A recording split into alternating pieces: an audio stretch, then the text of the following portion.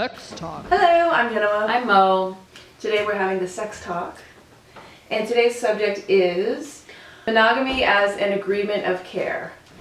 So I feel like a lot of times people enter into a monogamous relationship without actually taking into consideration that it is an agreement of care for your partner. Yeah. Mm-hmm. Right? Yeah, so at first I was like, what? I don't really understand what that means.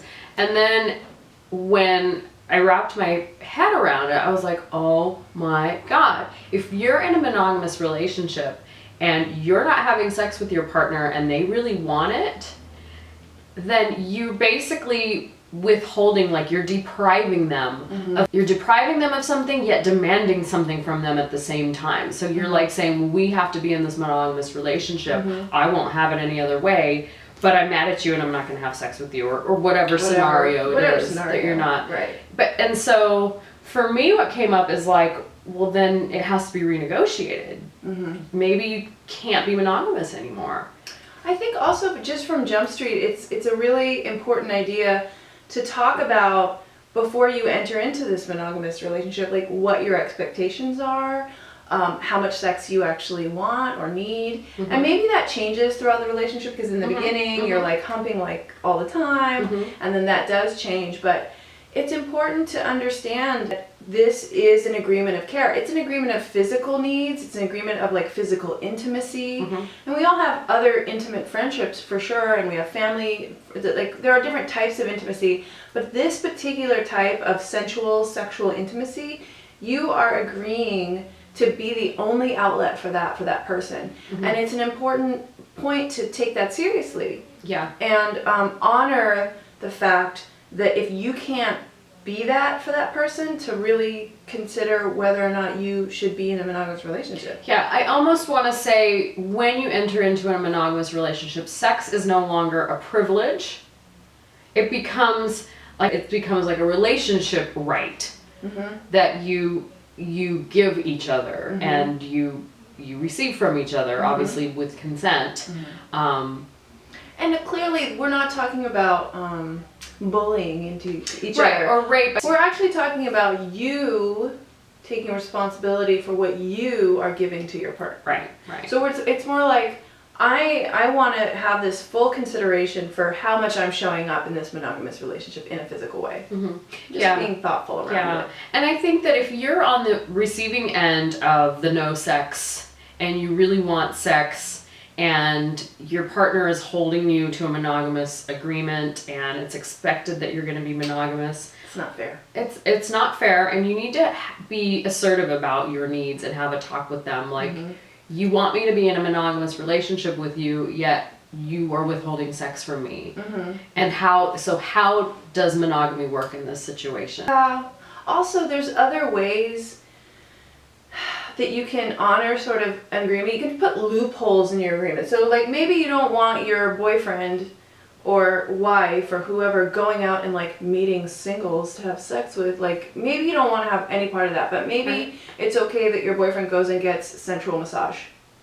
You know, maybe you're saying, okay, I get that is a boundary thing and you want to go get this release, and for whatever reason, for illness or I can't give that to you. Maybe you find a loophole that feels safe to both of you. Right. And you can still honor, like, we are monogamous. Right. But he gets to, or she gets to do these particular and things. I think that that's an excellent point. Like, if there's something that is actually preventing you from having sex, illness is a great example of that.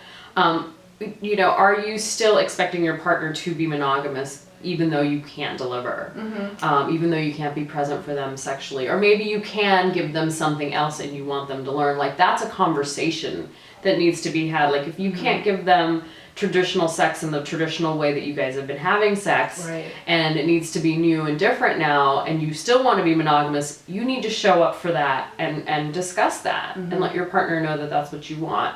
The other thing I was going to say is, if there's something else that's causing the lack of sex, and it's not a visible thing, it's not an illness, it's something psychological, you need to address it.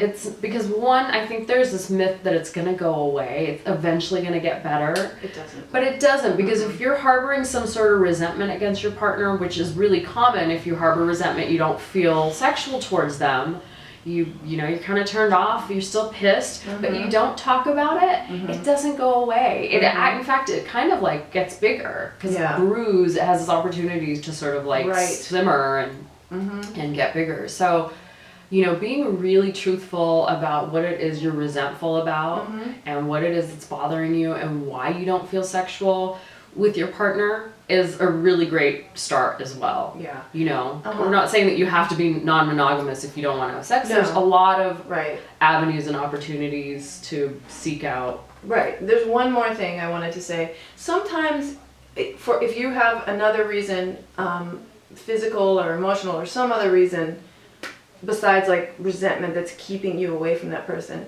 sometimes you can just be with them when they masturbate. You can whisper in their ear. You can touch them. There are ways of being very sensual and sexual with someone without actually like having sex with them for whatever reason that you have. Yeah. You can, like, even if you just have herpes or something that you don't want to spread, which is common, you can do other things and be present while they jack themselves off. Right, and I think the point that you're making is that a lot of times it's not about the sex. A lot of times it's about the intimacy and the connection that you share and showing up for your partner and being present in a sexy, romantic way that doesn't necessarily have to lead to like hardcore, fucking or whatever it is that you do that's hardcore. And the other thing I do want to add is deprivation often shows up in people's lives as a strong need for sex. So when we're neglected or we're being deprived of any sort of basic need in a relationship, it looks like we're horny all the time. Oh, interesting. Yeah. So deprivation has this flip side to it that it looks like even it seems like, oh, I'm really horny, I want sex all the time, but often when you peel the layers back, you're being deprived of something. You might not even know that. That you might not. There's some emotional need that you're not getting and you're not even aware of it. So it's funneling into your physical needs. Yeah. Wow. In conclusion, monogamy is an agreement of care towards your partner. And if you are not able to fulfill that agreement, there are ways and means. If it's not being fulfilled to you, there are ways and means. And it's just good to be aware of the fact that we have made that agreement with someone and to get creative and figure it out so that everybody has their needs met. Yeah, and take your agreement seriously. Yeah. Respect the agreement that you've made and respect your partner that's also made that agreement. And, talk about it if you can't meet up to the agreement's needs, make some adjustments, make some compromises and try to meet each other in the middle. And it's not always sex. Sometimes it's just the intimacy and the sensual intimacy of being with this person that you love. And sexual intimacy is a very specific energy with someone that you love. I mean, it's a very deep energy.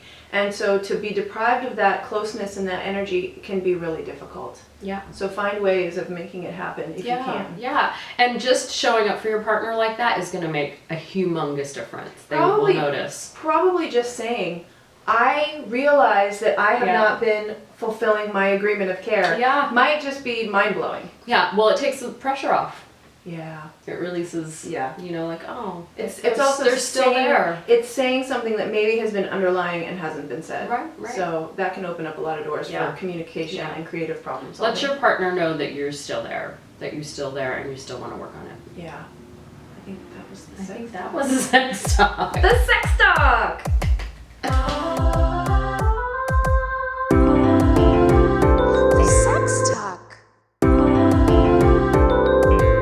Sex Talk.